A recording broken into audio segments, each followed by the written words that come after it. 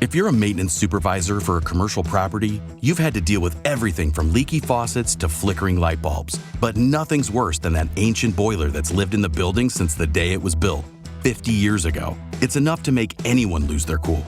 That's where Grainger comes in. With industrial-grade products and dependable fast delivery, Grainger can help with any challenge, from worn-out components to everyday necessities. Call, click Grainger.com, or just stop by. Grainger, for the ones who get it done. Live at lunch. You are looking live. Live at lunch. Live at lunch with Ott and Hanny on 104.5 ESPN, Baton Rouge. What the hell's going on out here? Now, here's Jimmy Ott and Charles Hannegriff. Yeah, for some reason or another, you sound a little taller on radio. Is it live? Is it live? Is it live? From Mike Anderson Seafood, Wesley at Nicholson. Welcome to the Tuesday edition of Live at Lunch, 104.5 ESPN Baton Rouge. Charles Hannegriff along with Jimmy Ott. And back in the studio, Jordan Kinchins. Jimmy, who's the guy in the beard? The young fella? The young fellow with the beard. He looks familiar to me. Oh, that's Max. Max! You haven't seen Max in a while? Like 2 weeks. Oh, really? Going through withdrawals, yeah, between the okay. his week. Oh, at that's the right. Super You've been at deep sea fishing. Yeah, I had a little vacation time, and then he went to the Super Bowl, and yesterday we were in Biloxi. Max, welcome back, world traveler. Nice to see you again. Great to be back. Enjoyed Super Bowl week last week, but it's nice to be back home and be able to rest normally and have a normal schedule. So. Oh, Senor Charlie, Deep South most respected angler. Yes. See. The Pacific Sea is a little rougher than the Gulf, at least on the day I was there. But we got to hear about it's a tidal wave by the time we're done. Whoa, Jimmy, you're not the one who complains about Del Mar being 65 degrees and cloudy. Thank you. Day, huh? No way. Thank you for coming back. I appreciate in that. In the morning when it dips down to about 62. Yes. Get the fire pit going. Yes. What was the highlight of your week? To recap, you were out down there the whole week? Just talking to people who you see on TV and, on the football field all the time, and just talking to them very casually. It's crazy how big of a world it seems. So you fanboyed out. It's a lot of that going on. There's a little bit of that, but it's really just like kind of the realization of how small football really is. Like, just because everyone's there. Like, everyone you can imagine. If my friends were asking me, is this guy there? Yes, he probably was there. And it's just everyone's there at one moment. It's a special occasion for New Orleans. Not everyone. It feels like it. A lot. A lot of people. A lot. I mean, the big name players, especially from around here, and then not that many players. You think a lot of players don't go. The majority do not go. Just guys from here.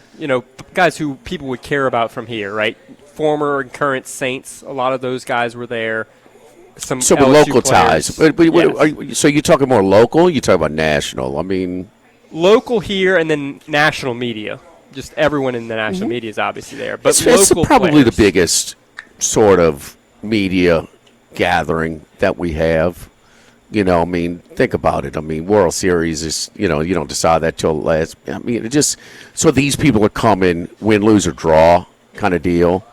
I think the first radio row I did was maybe Atlanta, Miami, and it was pretty good, but it's grown a lot. Yeah, it's probably 40 to 50 to 160 this year. Yeah, quite a few guests from the radio show and also from my work with Bet Rivers over the years. So got to finally meet some people that I've talked to just over the phone or computer. So it was nice, and then getting to talk to some of the real coaches and players in the game. So in person, the people we've worked with or you've seen do their work on TV. Thing. Yeah, quite absolutely. So that was cool to actually get to meet them in person. But yeah, Kellen Moore, got to talk to him, Nick Sirianni, some of the players as well. So that was cool. Kellen Moore inspire you?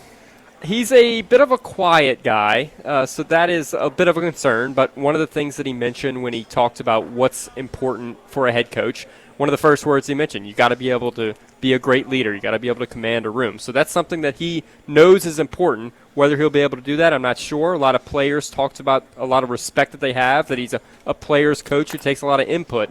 But, can he command a locker room when it's needed?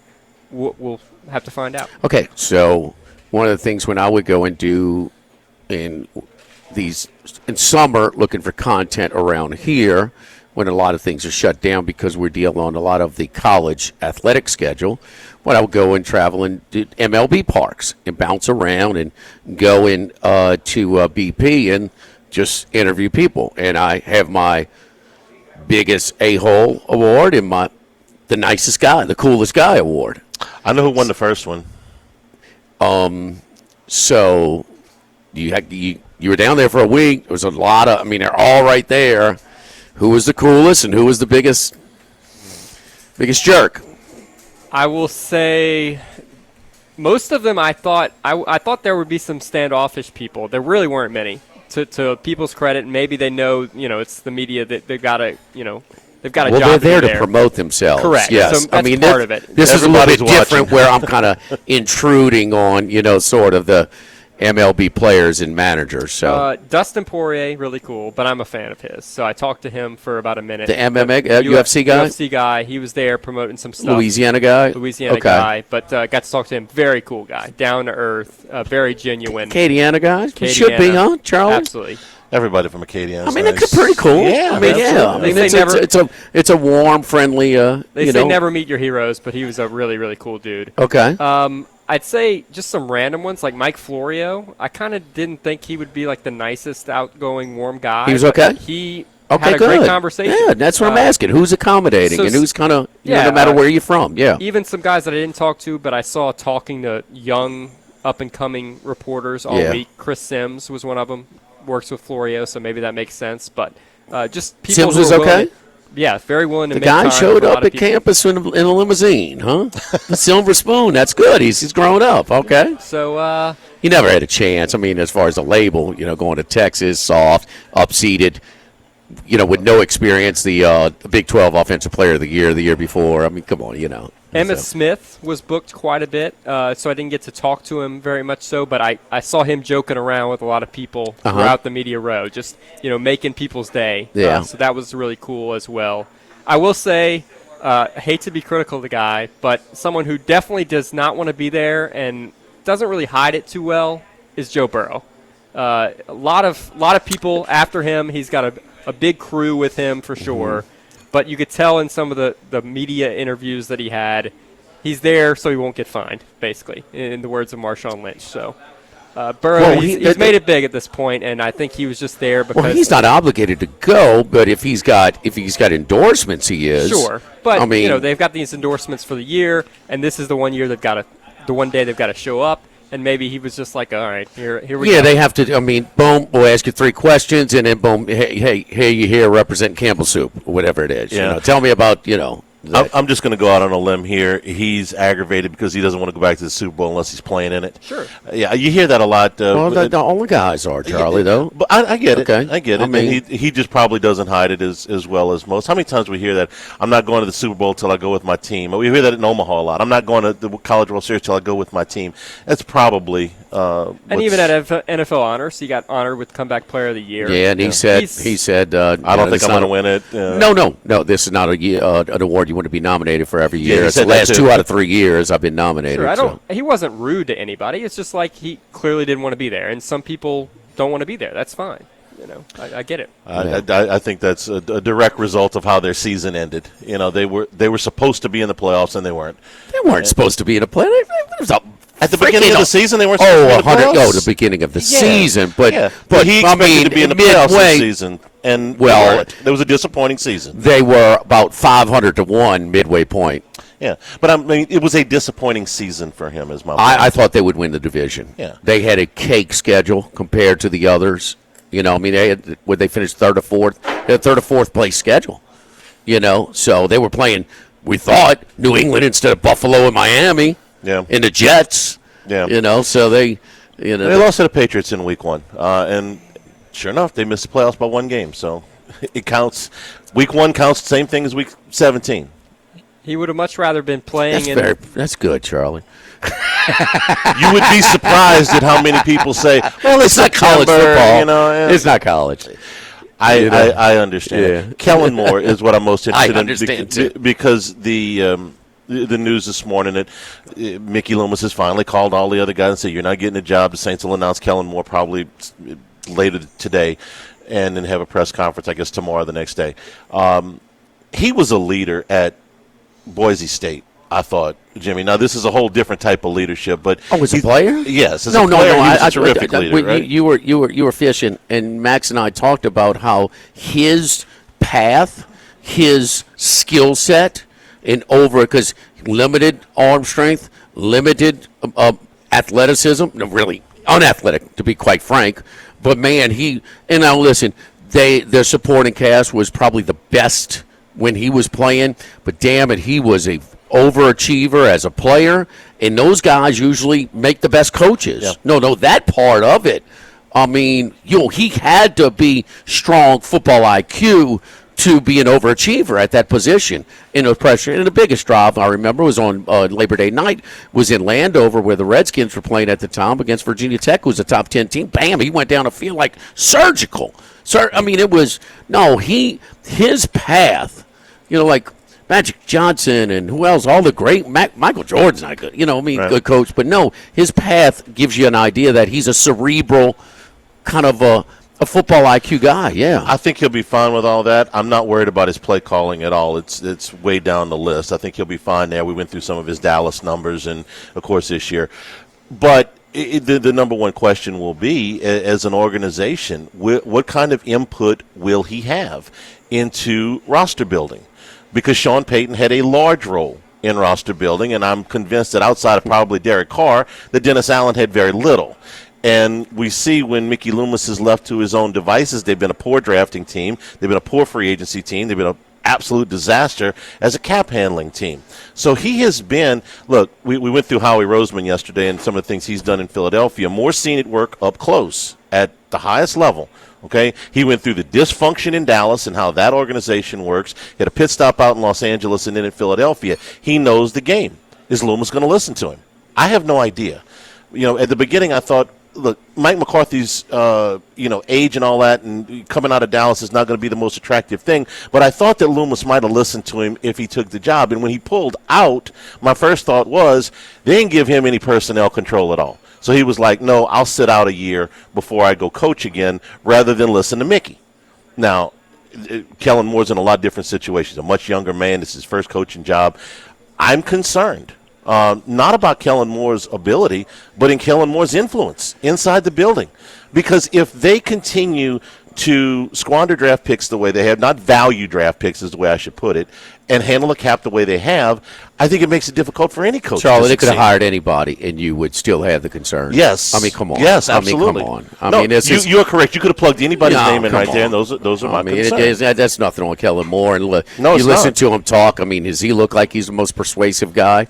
Unless he's some kind of silent assassin or some meek, warrior. I mean, I worry about him getting, professional athletes to inspire. But, everybody's still dealing with a short deck, with a weak hand, in dealing with the Saints run by Loomis.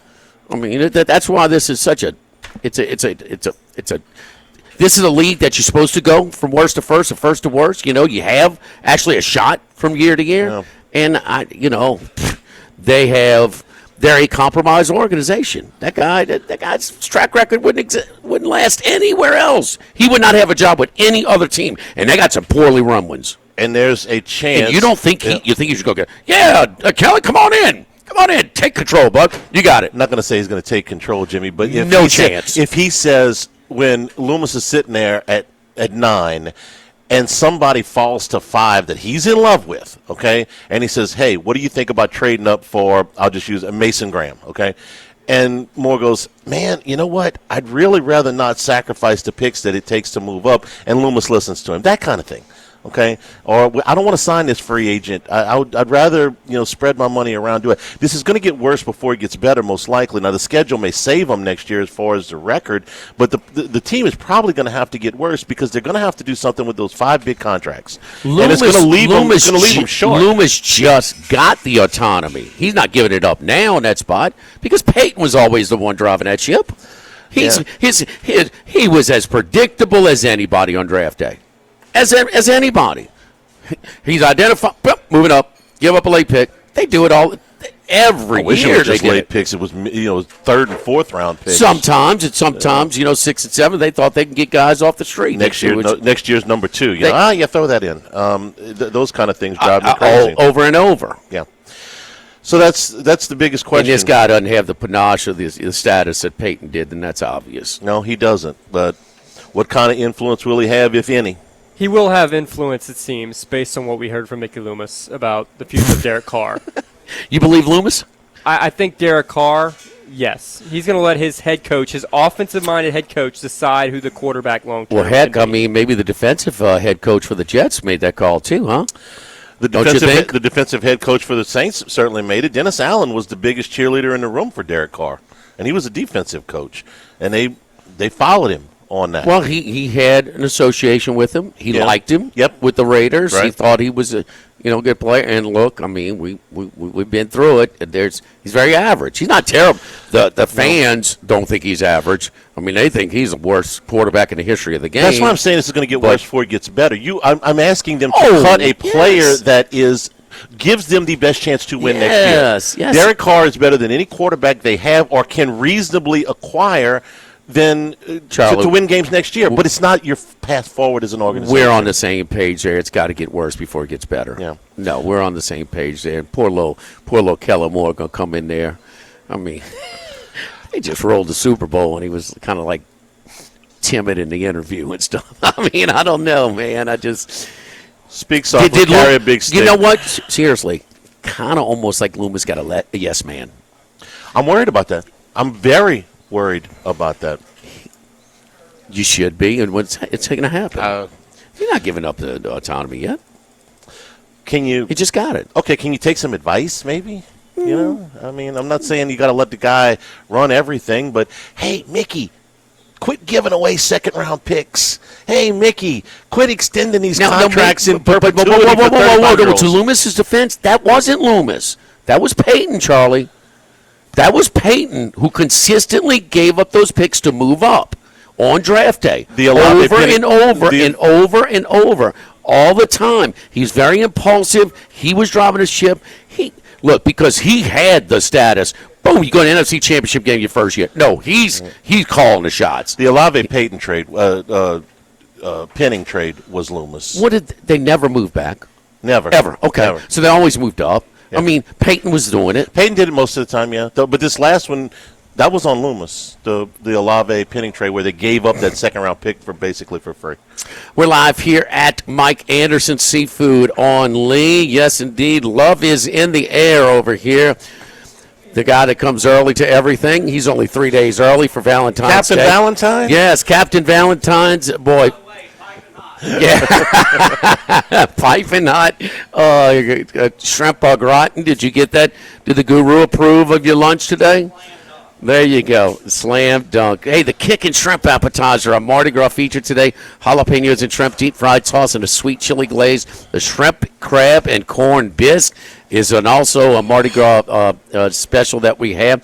The entree, the Endymion salad, grilled chicken, spicy boiled shrimp, crispy bacon, purple onions, tomato, and mozzarella cheese served with your choice of dressing or garlic bread. That sounds like you, Charlie. The Alante, the 2 catfish fillets fried and then stuffed with a crab meat stuffing, topped with Louisiana crawfish tails and shrimp sauteed in butter and wine sauce with onions, button mushrooms, and seasoning. Serves with your choice of salad or coleslaw. And the king cake bread pudding with New Orleans French bread, baked golden brown, layers of brown sugar and cinnamon, topped with a piping hot warm buttercream icing. Yeah. Yes. Sorat loves the piping hot. It's in the air. And listen, big crowds coming in this weekend, of course. So here for Valentine's Day.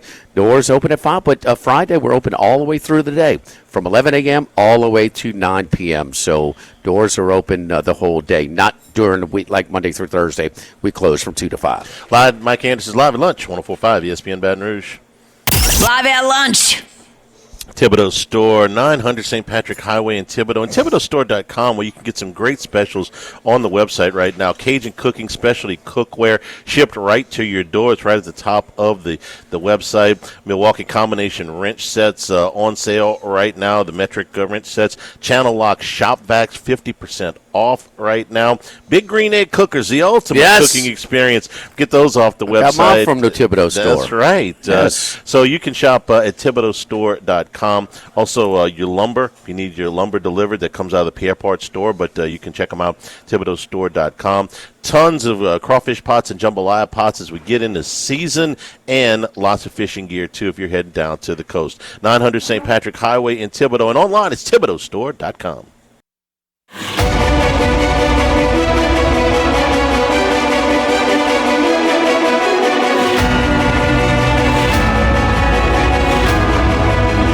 Live at lunch with Ott and Yanni from Mike Anderson Seafood on Lee Drive on 104.5 ESPN Baton Rouge. Back here at Mike Anderson's Live at Lunch. You can always get the show on demand. LouisianaSports.net. Jimmy's picks up there every day, too, with the Otter Locks. Sorry about yesterday. Got smoked. 0 for 2. In North Carolina? Two dogs got smoked. North Carolina and Baylor. Yeah. Well, Houston got a game time decision, got one of their guards back, so they smoked up. We'll do better tonight. We got a huge card we're going to talk about later in college basketball. Awesome day. Also, another Handycast will be posted later today. It is the second of our 2 previews for LSU baseball with me and Dan Canterbury. That'll be up on YouTube a little bit later today. Okay, multiple reports that former Chargers head coach Brandon Staley, serious candidate to be the Saints' new defensive coordinator under Kellen Moore. This is where hiring a young coach is he's going to just stick to, Nussmeier. He's been with him at these stops, but Nussmeier he's a veteran. He's been around for a long time, way before Kellen Moore. Been coaching way before Kellen Moore. Staley, on the other hand, really. Now, listen, because he was one of the worst in the history of the game as a head coach, can he be a good coordinator? Of course he can.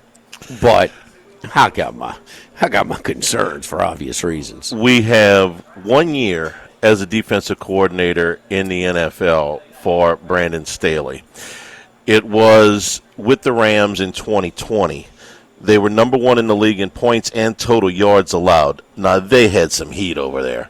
Starting with Aaron Donald. I mean, when you start with the best defensive lineman in football over a 10-year period, that's a pretty good place to start. And he wasn't the only one that was with that Rams team. So, look, they were the best. Number 1 in points, number 1 in yards. That's how he got the job in the first place. But he was working with an awful lot of personnel over there. I wonder if this is I think it's a little bit young coach and a little bit, it's the middle of February. Those other coaches have been picking over potential staff hires for quite some time now. So that didn't help either. Max, you love Brandon Staley, right? That was your guy out in L.A. Not quite anymore. I liked the prospect of him as a head coach because he was a defensive-minded coach who was pro analytics on 4th downs, which is rare. Most defensive coaches are very, punt happy. That was not the case. That's a trend, yeah. That was not the case with him. It turns out, though, he wasn't a great defensive coach when he was there with the Chargers, and there was a whole lot of other mess that went on with him. So, yeah, he wasn't a good head coach. He's not alone on the analytics approach, especially for a young coach, just to not, balance it out. I mean, he was just going by his chart no matter what and not paying attention to any type of game flow. He wouldn't be the first guy that was a good coordinator and not a very good head coach. In fact, the guy he worked for in Denver is a prime example of that. Of course, he's Vic Fangio. Okay, toast to the town after that performance the defense had. And Vic Fangio was coaching linebackers when the Saints had the Dome Patrol. I mean, he's been around forever. But as a head coach, it didn't work out. He did a good job with the Dome Patrol. I could have, you could have, Max could have, Surat could have did it as well. So he did a good job on Sunday. Hell, I mean, all of us could have done that as well. But he's been in the league for 30 years. No, Fangio. I like Fangio, and you know what I like about him? The Dolphins sent him off because he was too tough on them. Man, the modern day, some of these guys they're not allowed to coach. Oh, absolutely. You don't think Miami's soft as cotton? Absolutely. Shoot. The softest. The softest. Yeah. You think Flores doing a pretty good job? I like him. Nobody. Hell yeah, he's doing a good job. Nobody will hire him as a head coach because he's suing the league. But that could be a problem. It is. I promise you. So he's suing the owners. Yeah, and he wants an owner to hire. Right. Well, that could be a problem. But I love him as a coach. No, so it's just I don't want to just say that we didn't think much of Staley as a head coach, but maybe a very good coordinator. He was in the 1 year that he's had. Charlie, to Moore's defense on this assembly of staff, he's dealing. He's got last pick. Yeah, today's February the 11th. They're just getting around to this. The timing in the situation. You want State's in the worst situation in the league. Yep. And if you want to hire a guy from the Super Bowl team, you got to wait this long. I don't know if they. Where do you think he was on the initial Vic list? Fangio. You think he's a better coach with the Eagles personnel on defense, or would he be with Atlanta's? Absolutely. Okay. Where do you think Kellen Moore was on the original list for the Saints? I mean, just a guess. If they had a list somewhere in the office said this is the guy, where was he on the list? 6th or 7th. Yeah, that's about right. And so probably if you're going down, man, if I could have had any available defensive coordinator, those guys probably got hired already. And it's going to be that way down the staff. This is part of the price you pay for the situation. We all wanted Allen to be, to get to everyone, but I mean, it beats Rizzo. Or Rizzy. I call Rizzo. Yeah, come on, you can't hire him. No. This has got a chance. Okay, maybe Kellen Moore's the next great head coach. Who knows? Maybe it's premature. Maybe it's not warranted. But he does have a little respect within the industry. Yep, he does. And regardless, he's gotten some good jobs. You don't think people wanted that Eagles offense coordinator job? Absolutely. Hell yeah. And regardless of how many players he had stacking the deck, he still got that Super Bowl ring, and that means something. So, I mean, there's plenty of other talented teams in the league that don't have a Super Bowl ring. There's one in Buffalo that jumps right to mind. Maybe that'll command a little respect in the doesn't locker room. hurt. No, it doesn't hurt. No, run in there with that ring. It doesn't hurt at all. But it's hard. It's an incomplete. I mean, who knows? We hope. Yeah. We hope. I'm hopeful. Hope springs eternal, Jimmy. I guess you could do worse. I just my big picture thoughts are on the Saints. So they're similar until late. Why can't Brandon Staley be Dennis Allen? He could. Could be. He could. Could be. Yeah. We got a very limited sample size with him as a defensive coordinator. There's no reason, just because he wasn't a good head coach, that he can't be a good coordinator. That's a good point. Don't forget our friends at K&M Automotive. My buddy Jason Payne at K&M Automotive on Segan and Perkins, right across the street from Ambrosia Bakery. It's the only place I take my vehicle. We're not trained mechanics, so when that check engine light comes on, what does it mean? Well, bring it in. They'll run the diagnostic. They'll find out what it is. Hey, he's going to be busy. I mean, that's because he gives people an honest deal. People are so satisfied with the service and the price that they get over at K&M. They come back. If he's too busy, he'll give you a time when it's more convenient for you to come in. You can drop it off if you want, give you a ride, whatever you need, we'll make it work for you. And what he's going to do is try and find you a much less expensive repair instead of replace option. But it might call for a replace sometimes. If he does, that means something is seriously failing with your engine. It's the only place I take my vehicle, Monday through Friday, 7:30 a.m. to 4 p.m., K&M Automotive, Segan near Perkins, right across Segan from Ambrosia Bakery. Live at Mike Anderson's Live at Lunch, 104.5 ESPN Baton Rouge.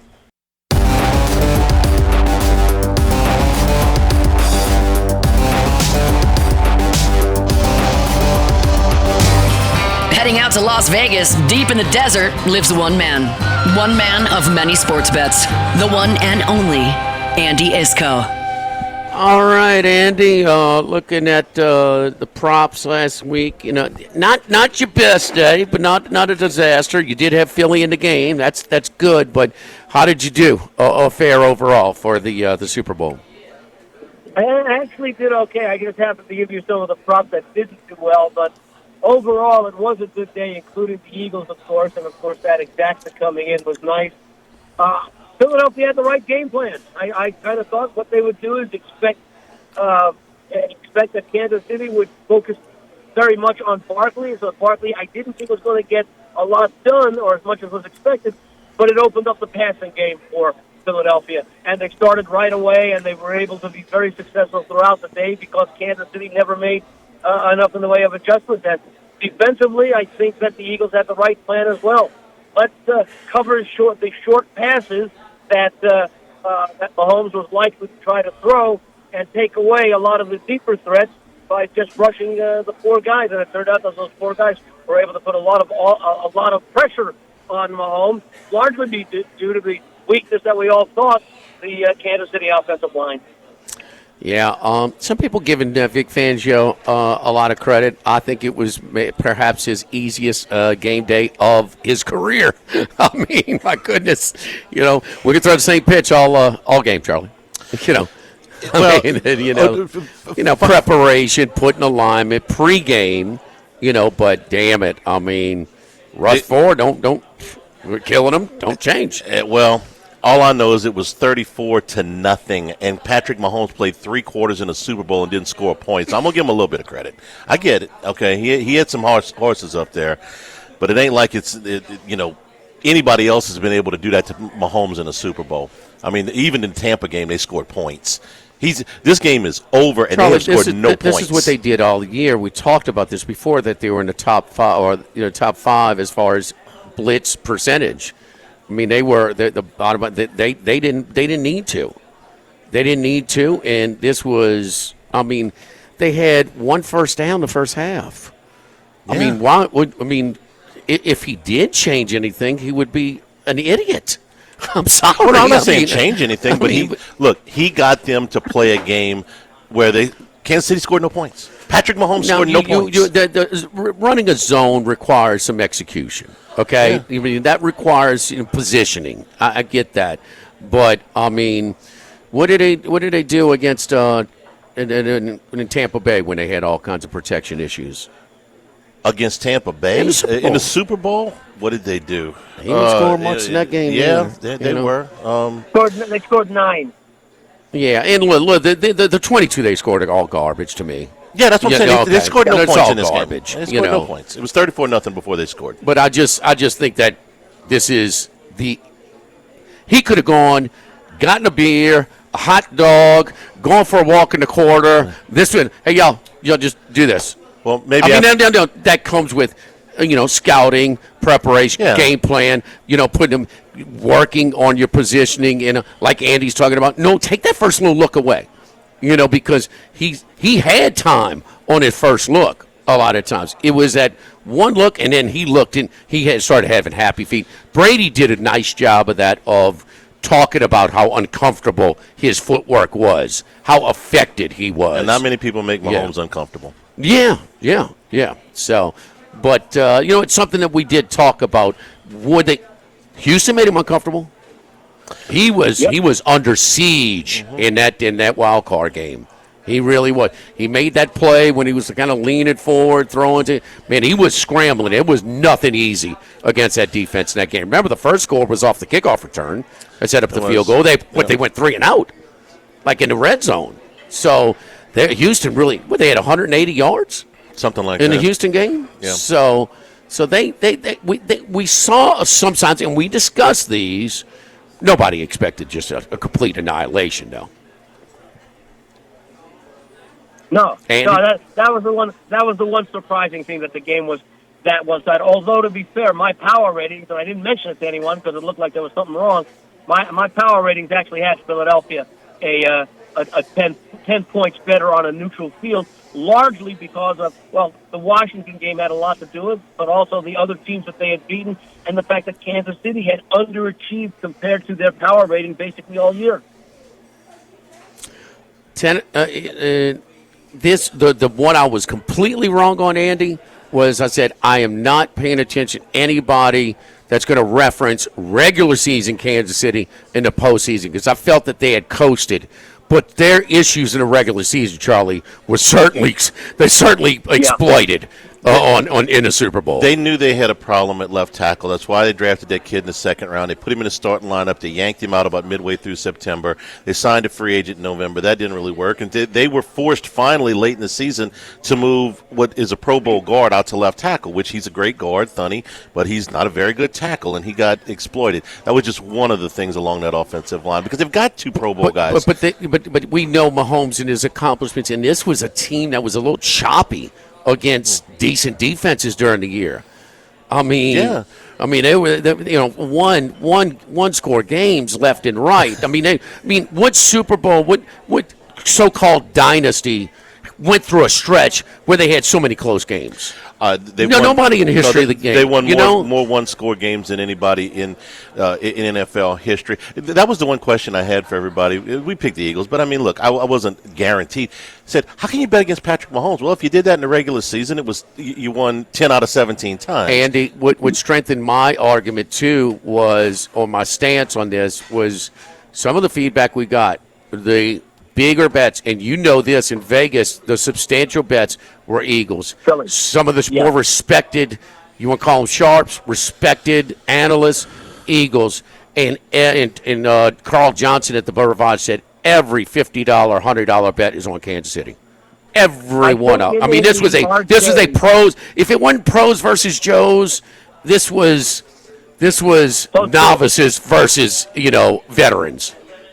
Well, the RJ runs a poll every year, and I'm one of the people they ask. They ask like 50 handicappers, sportsbook directors, etc., who they like in the game. And of the 50, 30 of them were on the Eagles, 20 of them were on Kansas City. So that wasn't that much of a surprise. And yes, a lot of the large bets were indeed on Philadelphia. There's the old saying, "Fool me once, shame on me. Fool me twice, shame on you." I don't know if there's a saying for "fool me 17 times." But certainly after 17 times, it's a ticking time bomb waiting to go off, and it just went off the other day. Well, guess what? That streak's still alive. There's still 17 in a straight in one-score game. Yeah. That streak is just fine. That thing was never in doubt on Sunday. Hey, man, we got a great college basketball schedule tonight. The best Tuesday of the season. Usually more on Wednesdays. Anything you're looking at tonight? Well, who did Vanderbilt just play the other day? Vanderbilt beat Texas. Down like 4-6, about the 6-minute mark, or maybe 5, and pulled away for a comfortable win. But, now wins against Texas, Tennessee, and Kentucky at home. Who does Texas play tonight? Bama. And the line, I believe, is Bama 4. I'm not all that excited about this Texas team.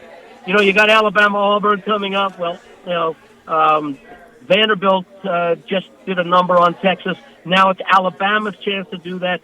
I'm trying to make a case for taking the points with Vanderbilt. The money has come in on Vanderbilt. It went from 9.5. I'm seeing 8.5 now. I might look Auburn first half, but this Vanderbilt team, we know how they play well at home. It's a look ahead for both Alabama and Auburn, but Alabama can now say, hey, Look at what Auburn just did against Vanderbilt. We now have an opportunity to beat the team that Vanderbilt beat that's playing Auburn tonight. So I think that the mindset for Alabama is a lot better than the mindset for Auburn going in this game. Can't lay the big number. Maybe I play them in the first half, and maybe at some point I get involved in Vanderbilt on the game. But Alabama is definitely a play. Alabama, Charlie. What is their record on the road? My theory on them with the in-conference play. I think their style of play, which is very predictable, is very analytic-driven. They take threes and layups or dunks. Rarely do they take mid-range shots. And I think it's just, it takes some of the guesswork out of playing on the road. They seem to be affected on the road a little bit less than most. They're 5-0 on the road in the conference, and these have been. Well, the other thing is they're also coming off of more of a struggle, I think, than a lot of people thought at Arkansas. Although Arkansas is starting to play better now. And these are some good wins. They won at Texas A&M. They won at Kentucky. They won at Mississippi State.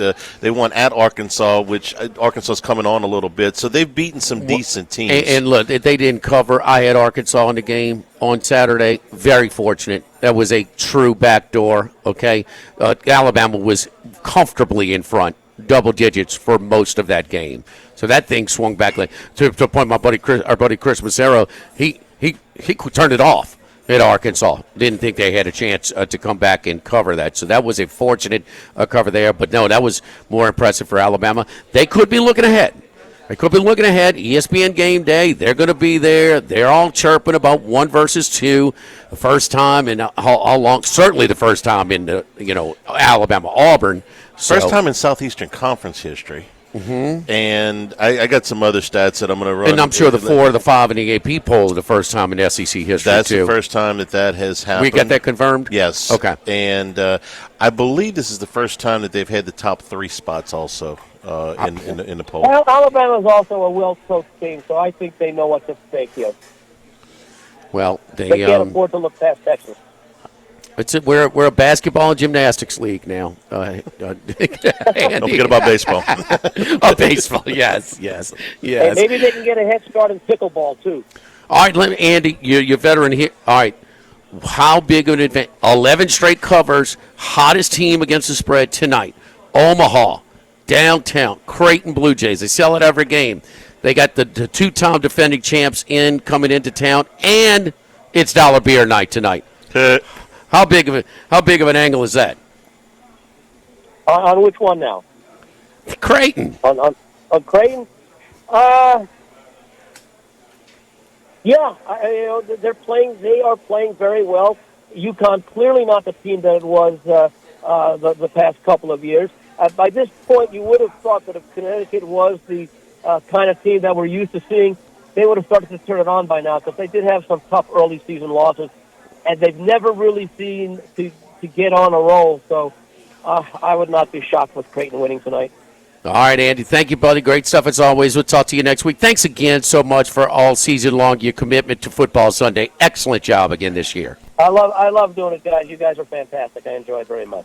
And there we Take go. care. Andy Iskoe from gaming from thelogicalapproach.com. Hey, don't forget, at Relief Windows, they do doors, they do siding, they do shutters. Speaking, our louvered shutters are made from a poly resin material that is made to look and feel like wood. Unlike traditional plantation-style shutters, our material is moisture-proof, fire-resistant, easy to clean, and will not crack, fade, yellow, peel, or warp. These shutters work outstanding in these extreme weather conditions in deep South Louisiana, Texas, and Mississippi, the entire Gulf South. So it also improves your home insulation and versatile and built to order to look sharp as well. Some of our shutters over at Relief Windows. For doors, lock, siding, shutters, and windows. 230-5652 and reliefwindows.com. Live at Mike Anderson's Live at Lunch, 104.5 ESPN Baton Rouge.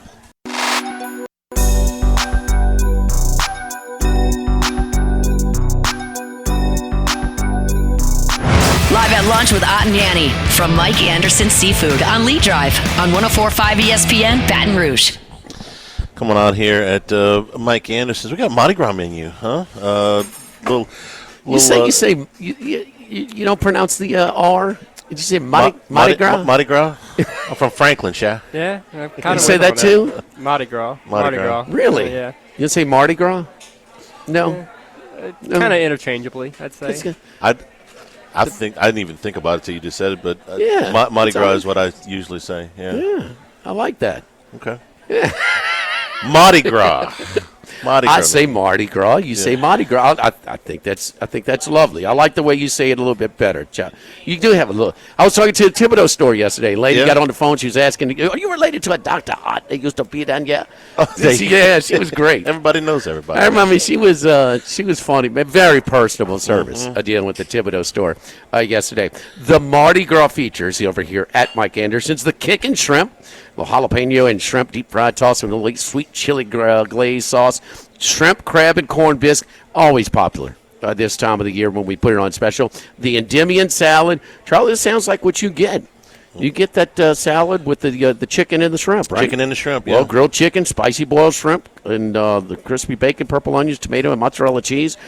served with your choice of dress. What dressing do you get?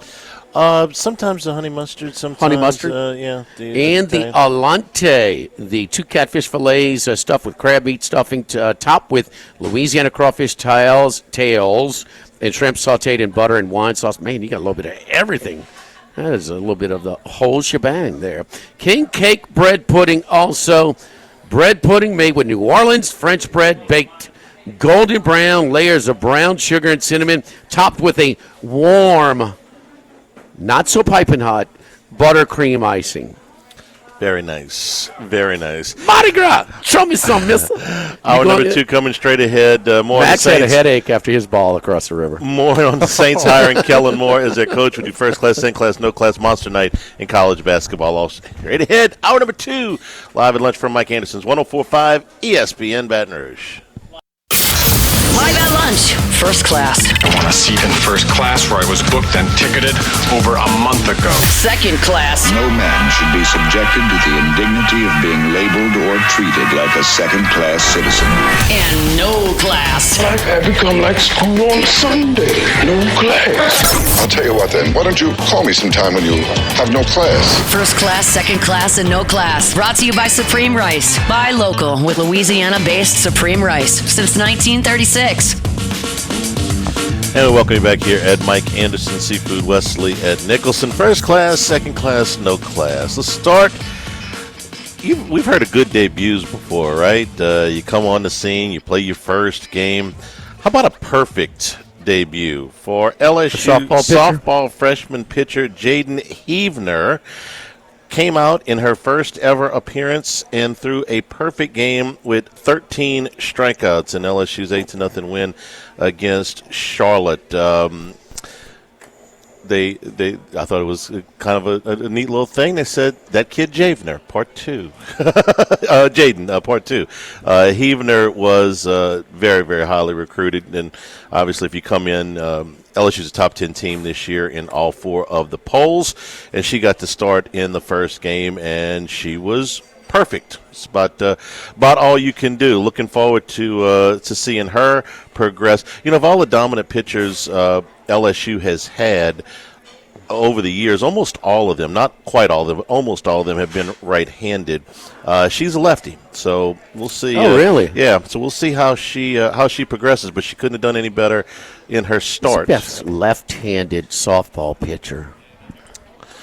Am I wrong in saying was the girl from Tennessee? Monica Abbott? Was that? Was it Monica? I think she was from Texas, or? Yeah, but she was up there at Tennessee. I think she was a Tennessee one. Yeah, okay. she was left-handed. Yeah, okay. Okay. She was just dominant. Yeah, because most of the, whether it's Jenny Finch or they're all right-handers. A lot of them. Yeah. Is this girl supposed to be that good? She was very, very highly recruited. I'm not gonna pretend to tell you that where she ranks in all-time softball or whatever. 6-star, huh? She's out of Florida. She's out of a little town right outside of Pensacola, out of Pace.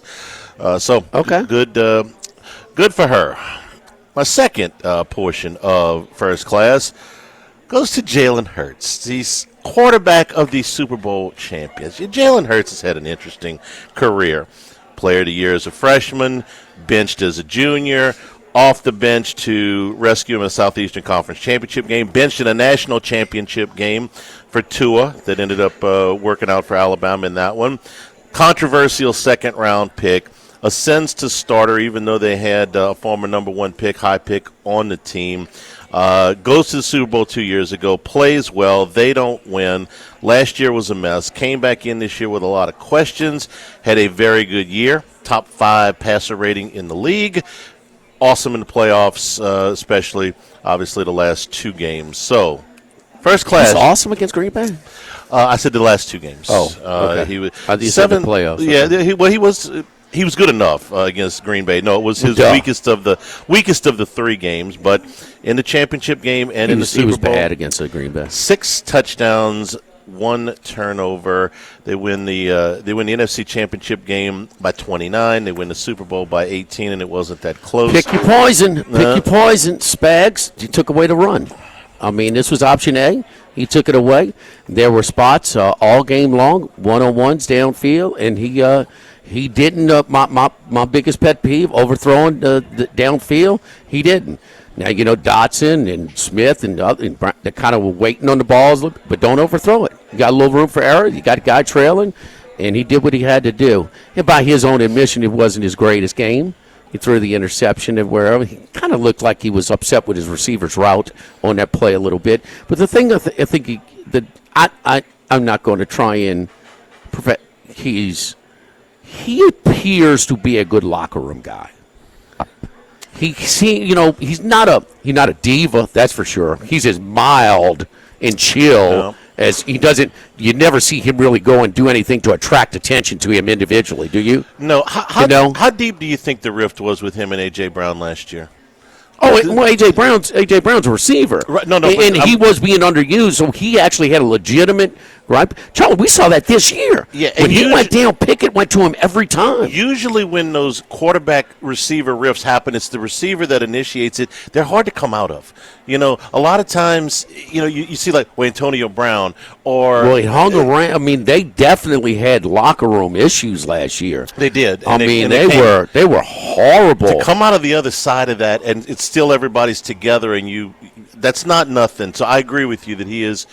Obviously, he's respected in that locker room, and they like him. They don't disrespect him. They like him. It appears that way. Yeah, it appears that way. But those are really not tough. It kind of took the guesswork out of him. That's where. I mean, even on a fourth down. Oh wait, you going? How many 8-man fronts did they face? And in that one, it was a lot. Because we're talking about it. Things we were talking about when I'm in game. When I in-game handicap, I'm not watching the ball. I'm watching the line of scrimmage. Wait a minute. They hadn't blitzed yet. Charlie, they hadn't blitzed yet. I'm watching the game with you. And, man, look at the 8-man front. 8-man front. And even on fourth down there, your bread and butter, they don't. And it was a bad call because he made that throw, too. It should have been a 30-yard completion to A.J. Brown, probably cost him points. But he did what he had to do. And so, no, he's a good job. Super Bowl MVP. Second class, good with a chance to be great. He wasn't the most valuable. The defense, that front four. But this guy's been a Super Bowl quarterback 2 of the last 3 years. It was very predictable that you would. No, he carried his team. He was individually. He had a better game 2 years ago. Yeah. A lot of the yardage was down. The field position, 3 of the score drives on Kansas City side of the field, 2 other ones on top of outside the 40-yard line. So you don't see these monster yardage numbers because they had short fields, and that was good for them because they cashed in on those short fields. Devontae Smith and Jalen Hurts, there's a little technicality there. Devontae Smith did a first in the Super Bowl. Max, I do.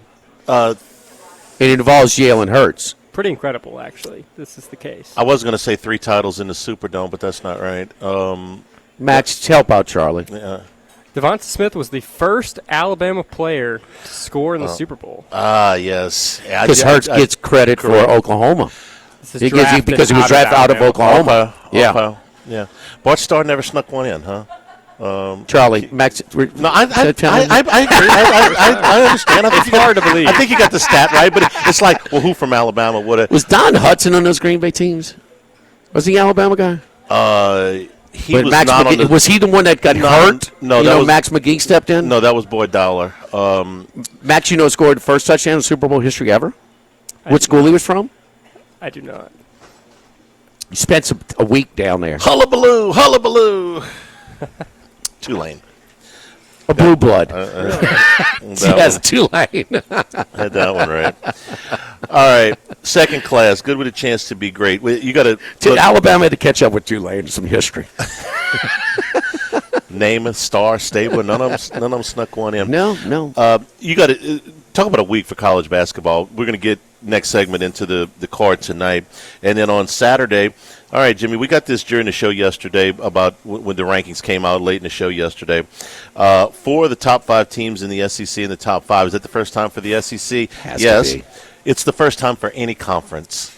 ever. Really? Yeah, now that one was surprising. Okay. The ACC, the Big East, none of those ever had, even as good as the Big 12 has been the last. When's the last 1 versus 2 that we've seen in college basketball? It's been since 2008. 2008? In the regular season, yeah, it's been since 2008. Obviously, this is Carolina or something? Probably. I got it written down somewhere, but it's 2008. The matchup Saturday is the first one between Alabama and Auburn in any sport. The Iron Bowl has never faced. It's an overrated series. Yeah, they don't put much passion into that. There, this is also with the Gators getting into a top 3 spot. First time in SEC history the conference has had 4 different teams in the top 3 at one spot. So we just continue to go on and on about the unique season that is SEC basketball and how far they've come.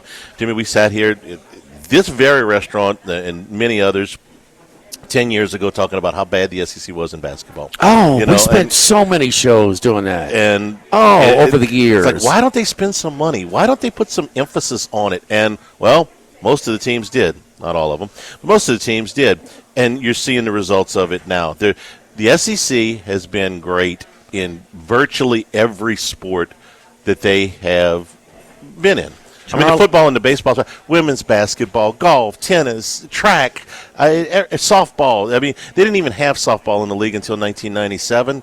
And within 10 years, well, maybe 15, they were the top conference in all the land. From nothing, from not even having stadiums built. Like, why don't they care about men's basketball? Well, they do now. Charlie, I remember we were at one of the team dealerships 11 years ago. 11 years ago is when Auburn hired Bruce Pearl. And this was kind of in a, and I'm like, no, this gives them a chance. I mean, nobody could have predicted this level of success.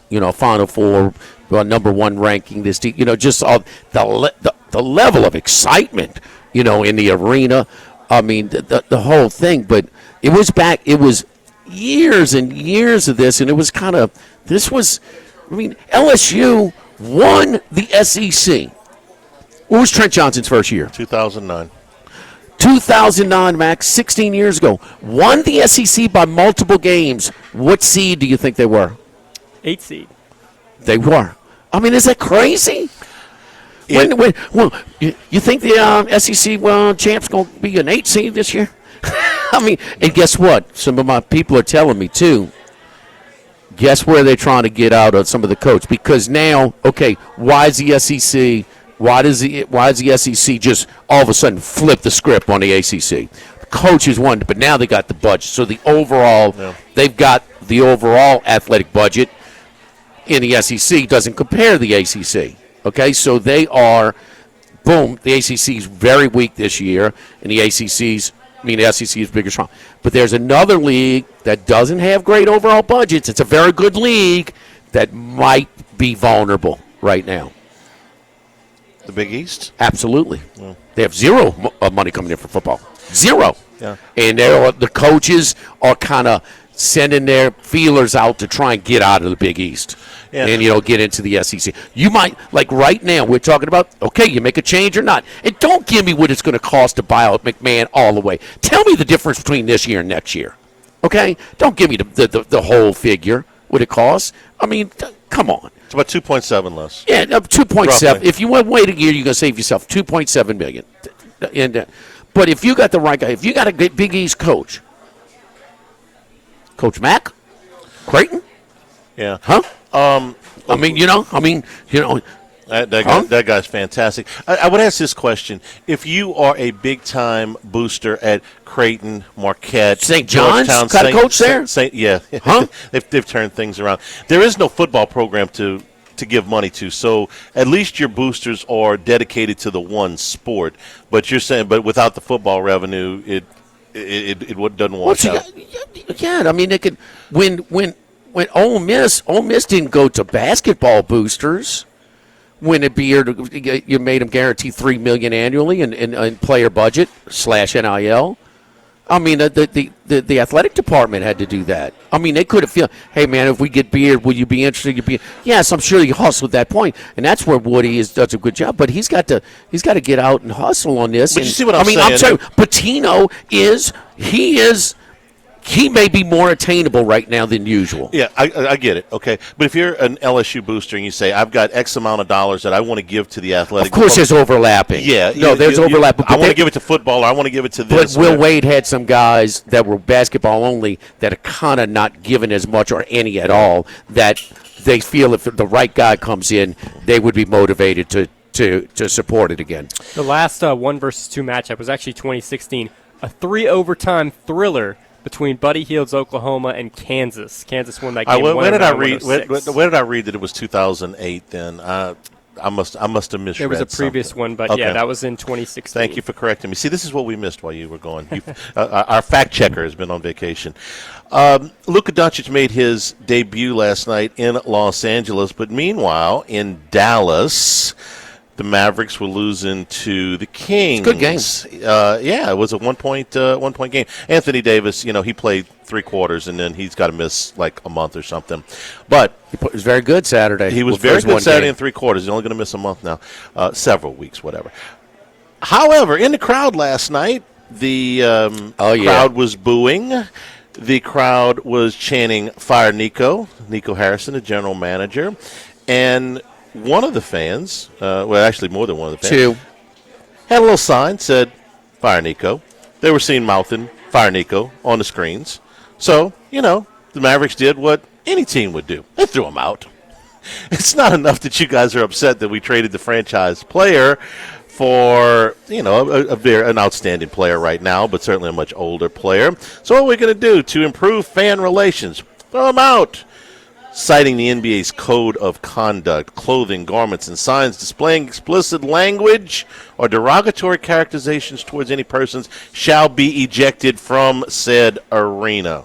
No expletives. They brought in a sign. Yep. They showed him on the sign, and then the guy put the sign down, and he got the in-house camera people do, I don't know, it was Kiss Cam or something like that or whatever. Yeah, so he draw it to, and then he goes, "Fire Nico." Right. And he just mouthed it, and then while they were escorting him out, the fans booed him. Sure. Oh, well, I mean, it's just one PR gaffe after the next. I mean, the public comments from the ownership, the new ownership. Oh, he basically issued, "We're sorry we traded him, but we value all of you guys." No, cracking on Luka in his lack of commitment to conditioning and things like that. Just kind of, it's just making an unpopular situation less and less popular. I will say Nico Harrison gets off the hook for that because Dumont, the Mavs governor, has basically said, yeah, we wanted him out. So this is a bigger thing than just Nico Harrison doing this by himself. Yeah, this is the ownership. This is the front office. I was talking about this thing that he sent out this morning, "Dear Mavs family, we're very emotional in joining me in welcoming these days, blah, blah, blah." They admitted come on, they've admitted it. They're giving rebates, they've refunds. Refunds, I mean, yeah. So. Room reading 101 for the Dallas Mavericks. So Cuban's lost his influence. He was there last night. He's still a minority owner, but he was there last night. He was shouting at the fans, "Sit the F down," because those guys were drunk and yelling at him the whole game. I understand why he snapped, okay, because they were just giving him crap. The guys that got ejected. Not the 2 that you're talking about, but 2 other guys. Yeah, they ejected those guys too. Yeah, they were just giving him crap the whole game until Cuban finally had enough, and he stood up. He said, "Sit the blank down and shut the blank up."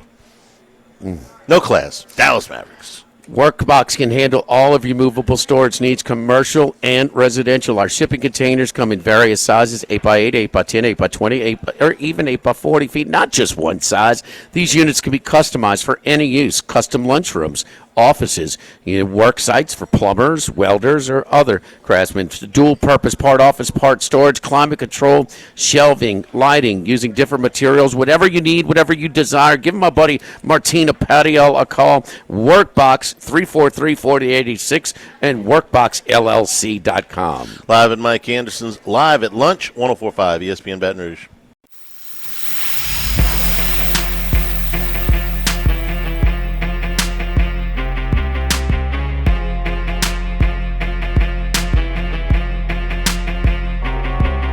Live at Lunch with Ott and Yanni from Mike Anderson Seafood on Lee Drive on 104.5 ESPN Baton Rouge.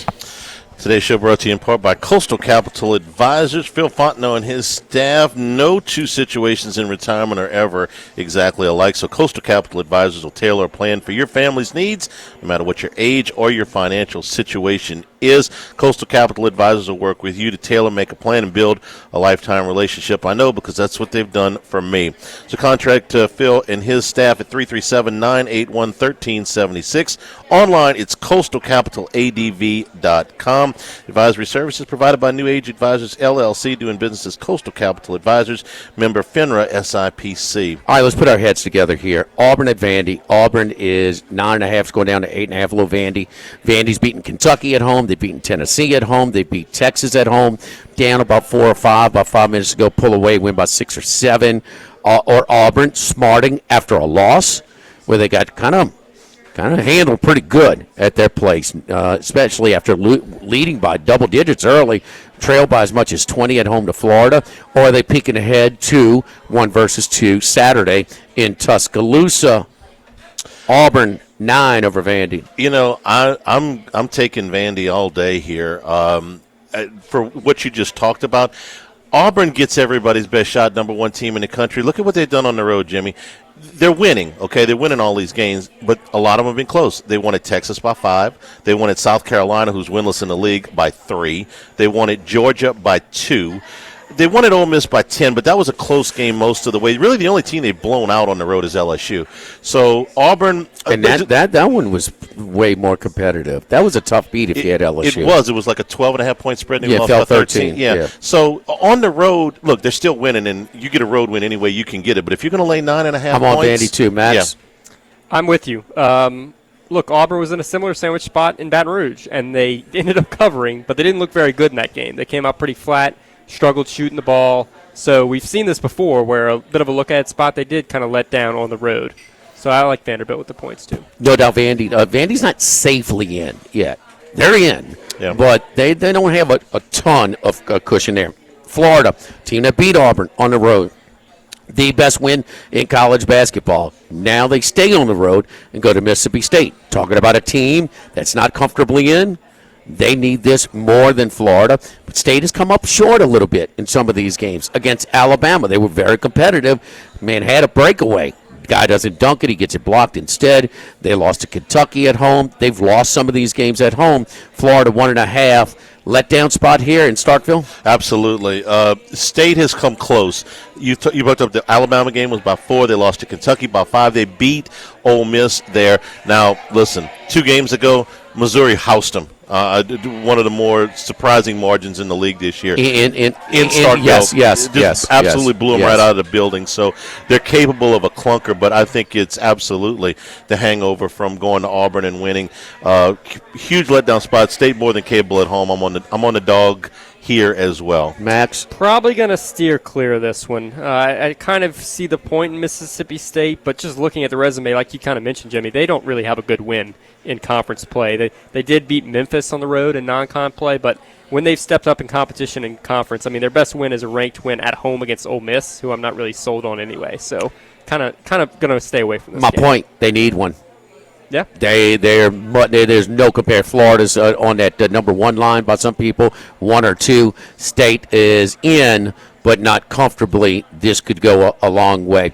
All right, Tennessee and Kentucky. So Zakai Ziegler was out of control, 1 for 17, and losses to Auburn and Kentucky. He gets hurt in that Kentucky game. He sits on the bench, watches his team house that Florida team, about 20 on Saturday afternoon, and then he plays much better. Who was the win in between the 2 games back before? And Missouri. Then Missouri, which they shot really well. He made all 4 of his threes, but much less than 8 or 9 a game. And then at Oklahoma Saturday, he had 5 assists in the first 6 minutes. He's creating. So do we get is there going to be a new approach by Ziegler? Or can you feel confident enough to lay 2.5 on the road at Kentucky in a revenge spot here for the Vols? And I'm going to play the revenge spot. I don't think he's going to shoot the ball 11 times like he did the last time. And no, he can shoot it not just from 3. 11 times from three is what I'm talking about. And Kentucky, look, they have been anything but dominant at home. Look, you lose to Alabama, okay.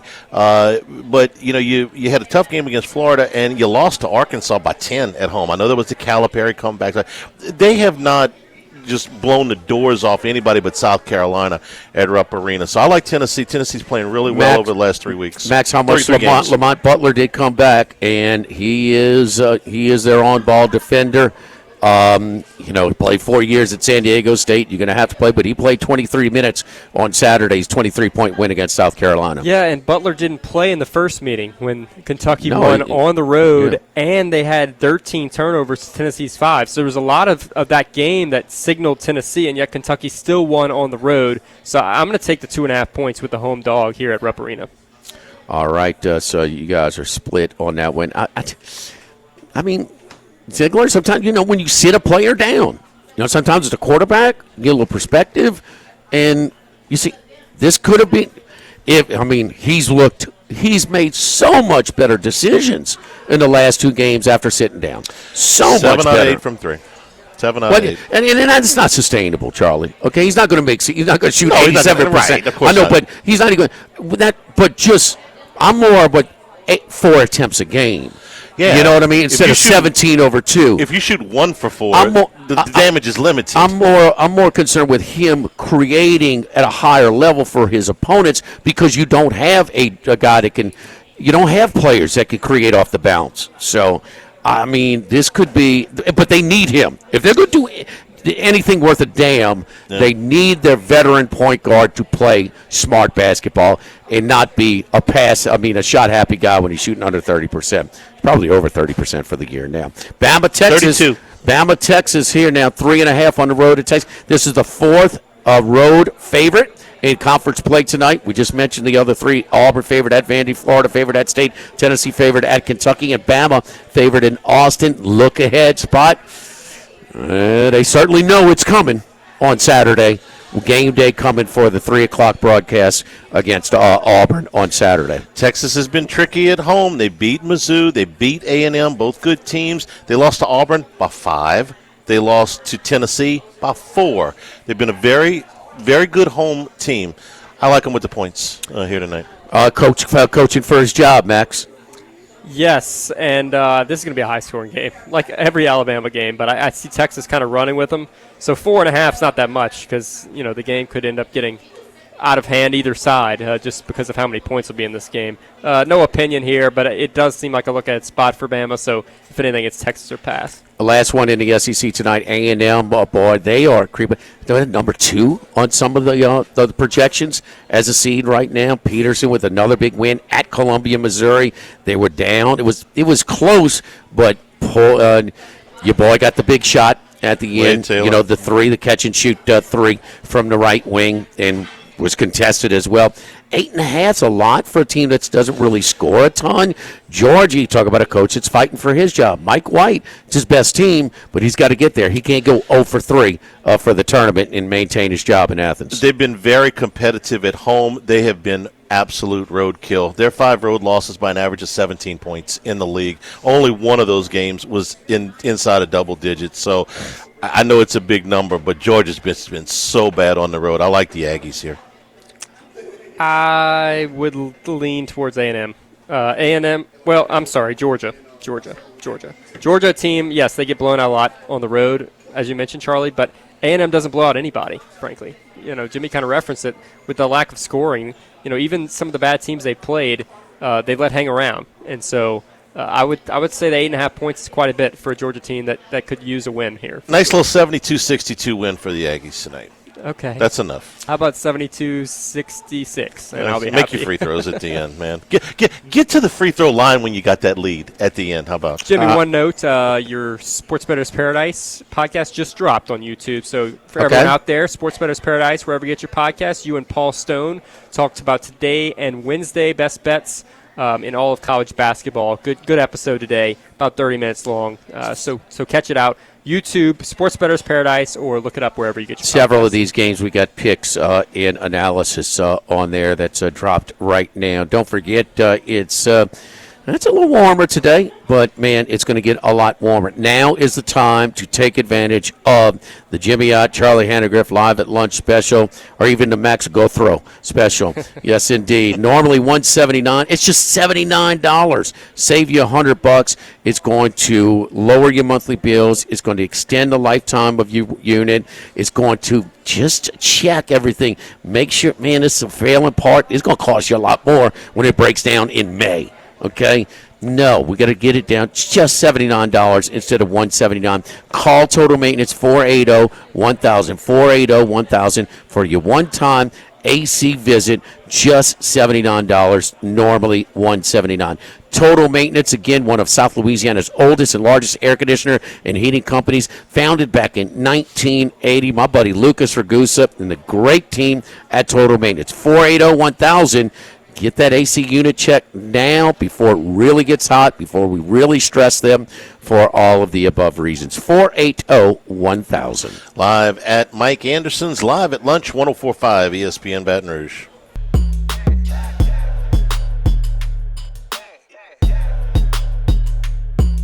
Live at lunch with Ott and Yanni from Mike Anderson Seafood on Lee Drive on 104.5 ESPN Baton Rouge. Remember, you can always get the show on demand, LouisianaSports.net, 1045ESPN.com.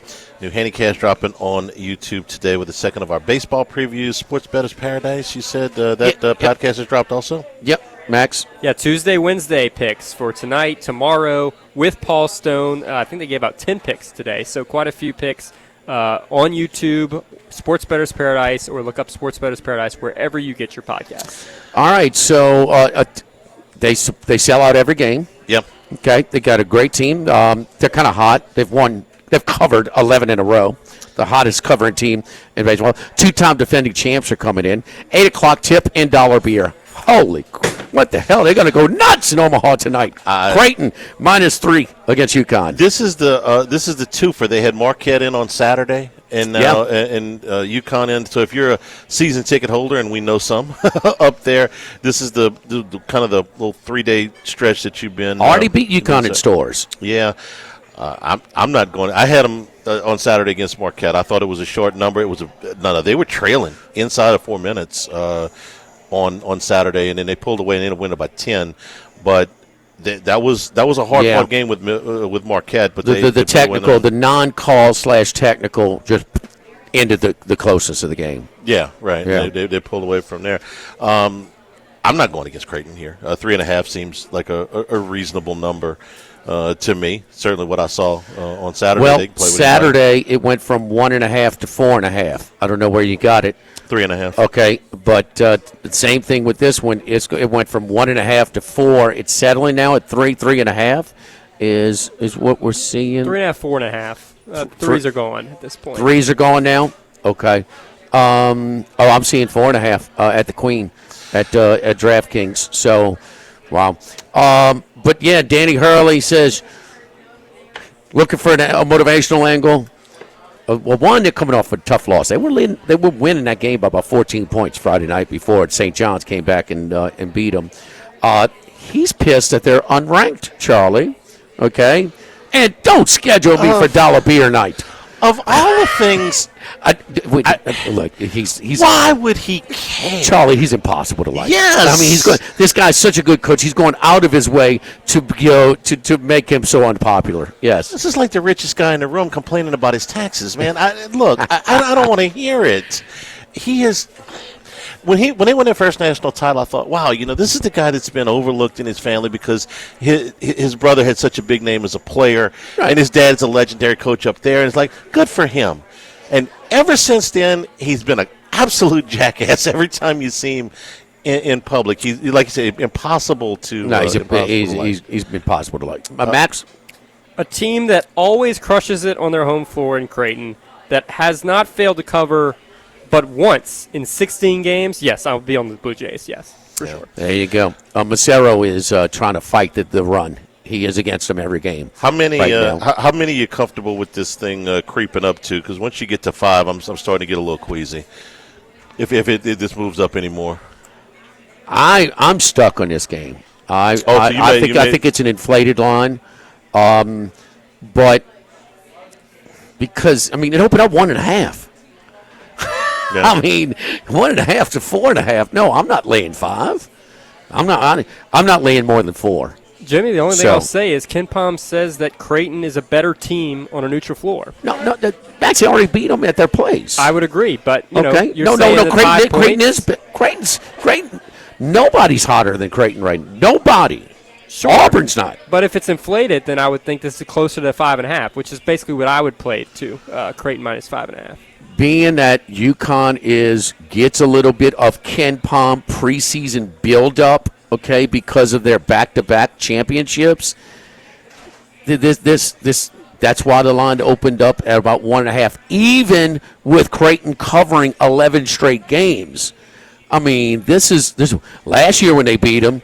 UConn doesn't have the team they did last year. They were catching points. Okay, they were catching points earlier this year against Kansas.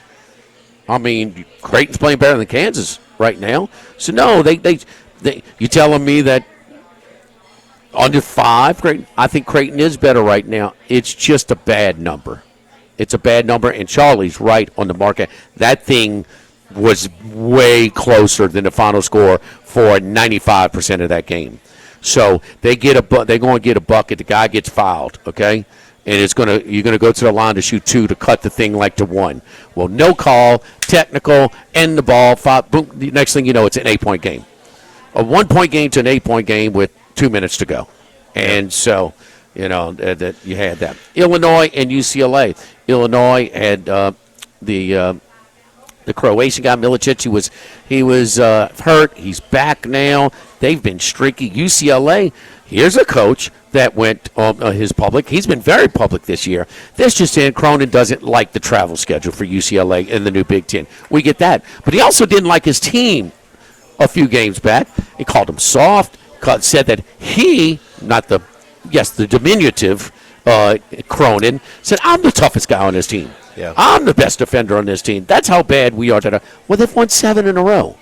So unorthodox motivational tactic, but they are playing good. They held on to win that Michigan State game by 2. They went 1 for 12 the last 12 minutes of the game from the floor and still held on to win Michigan State. Illinois and Champaign 6.5 over the travel-weary Bruins. Yeah, maybe one of the toughest, I think, teams to figure since conference play started. It's almost win-loss, win-loss, win-loss, win-loss. I mean, they have put together a 2-game streak only one time since the new year started. They have alternated wins and losses.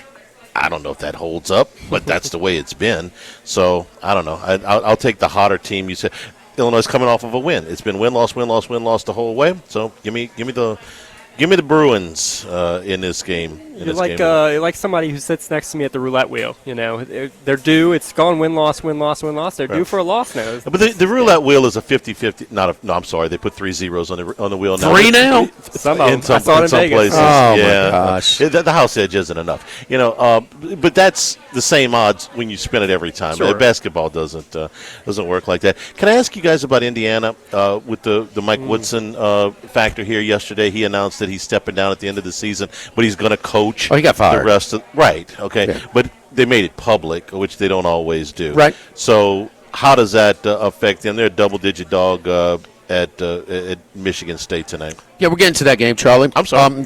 Max, UCLA, Illinois first? I'll be on UCLA. They're playing better, and they've had 3 straight home games in a row coming in. So the road trip maybe not as penal this time. Charlie trying to go out of turn here. No, you roll, boy. Stay in your lane, boy. All right, so at Purdue in Michigan here. Purdue on a Friday night won by 27 in West Lafayette. Michigan here, and talking about their coach. He's been rumored to go back where he was a student manager at Indiana University. I'm not sure about that. Chris Beard, keep an eye on him. He's peaking outside of Oxford these days.